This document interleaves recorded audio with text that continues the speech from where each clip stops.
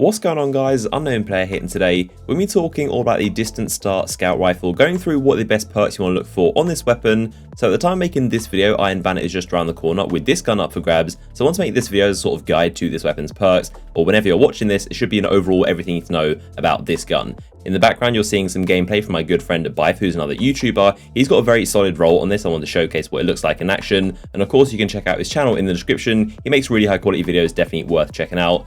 So in terms of the Distant Start as itself, if you didn't know, the weapon is the Mida multi-tool archetype, very rare kind of rate of fire and impact. That's what you're dealing with. You want to try and get as close to the actual Mida itself with the rolls. So in terms of these stats, the Distant Start is completely outclassed by the Mida in pretty much every single way, which does justify it being exotic, of course, but the perks that you can get on the Distant Start are hopefully going to bring you as close to the Mida as possible, and maybe even better in some ways. That's what we're going to aim for in this video. So I've grabbed all the perks from each node from the website Destiny Tracker. They've got a really awesome database of basically all the items in Destiny, and we're going to go through each node picking out the good perks, what to hope for and what to avoid. And then I'll also pick out the god rolls and perfect combinations, in my opinion, for both PvP and also PvE as well. So in terms of these sights, we of course have the Iron Warrior, the Red Dot, and the Iron Range. These do not change, they're exactly the same on every single weapon, pretty much like most of the Iron Banner guns that you cannot roll anything else. These are the three you'll always get on every single weapon type, and obviously the Red Dot is probably the better option. The Iron Warrior does actually zoom out a lot more, which I do normally like, but it shows the recoil a lot more, so it looks like it kicks quite a lot, and it's generally quite cluttered. It looks very similar to the No Land Beyond sight, which I'm not a fan of myself. And the Iron Range scope is the opposite. It zooms in more, but it does add more target acquisition. But personally, I think the zoom isn't really great in my opinion. So Red Dot is definitely the best option. Very clean, very simple, and that's definitely the choice I'd go for.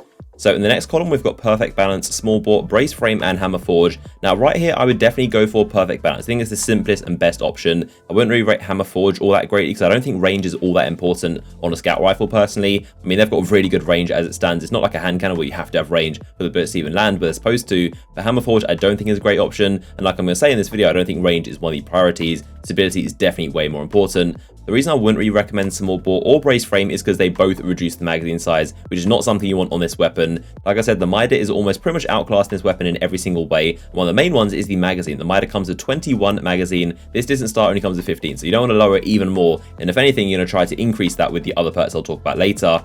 Now in the next node, which is in the same column, so there's a choice between the first one I mentioned and this column, we've got Reinforced Barrel, Injection Mold, Oiled Frame, and Hand-Laid Stock. Personally, my option would absolutely be Hand-Laid Stock. It's going to give you a massive bump in stability, which is something you want to kind of like get over the Mida. The Mida does kick quite high, so you want to try and get stability and make it kind of like better than the Mida has, whereas Hand-Laid Stock is definitely going to give you that, and it's only going to reduce the range, which in my opinion is a very good trade-off. As I said before, range isn't too important on scout rifles. It does definitely help with the damage drop-off, but it's nowhere near as important as like hand cannons. So honestly, range is something you can happily sacrifice, and Hand-Laid Stock is going to give you a massive chunk in stability. Reinforced Barrel, I definitely would not go for that. Oiled Frame could be okay, and Injection Mold I'd say is second best. That's a decent option as well. So honestly, out of this whole column, I would go for Perfect Balance in the top one or Hand-Laid Stock. And like I said, Perfect Balance is of course going to give you a little bit more stability, but not take away your range, whereas Hand-Laid Stock is going to give you more stability, but take away your range. So it's down to you if you want range or not. Perfect Balance and Hand-Laid Stock are the two best options in my opinion in this column.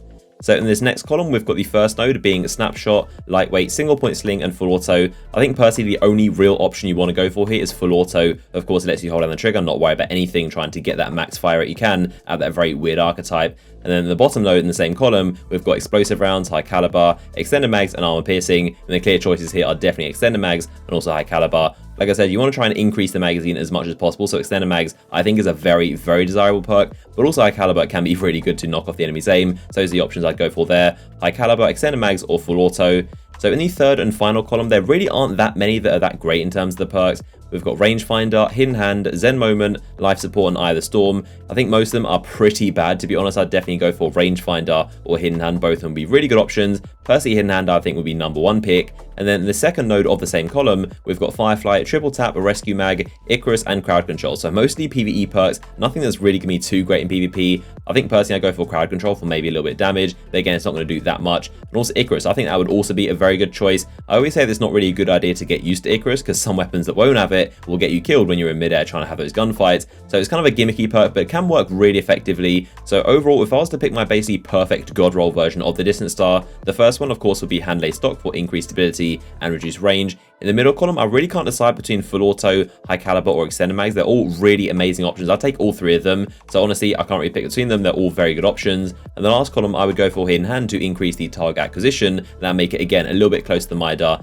Now, a different option for someone who might want to preserve the range would be brace frame to increase the stability and also reduce the magazine size. You could also counteract the magazine size by extended mags and put it back up to normal, and then also hidden hand at the end. So those would be a very good combination to get load stability but not sacrifice your range at all. There are a lot of options you can get with this. Not too many bad perks. The last column has got quite a lot of PvE ones, things like rescue mag and triple tap, like things that aren't going to be good in PvP. But it's not as good as the clever dragon, where basically every single roll is pretty much good and always going to benefit the weapon. But there you go, pretty solid set of perks.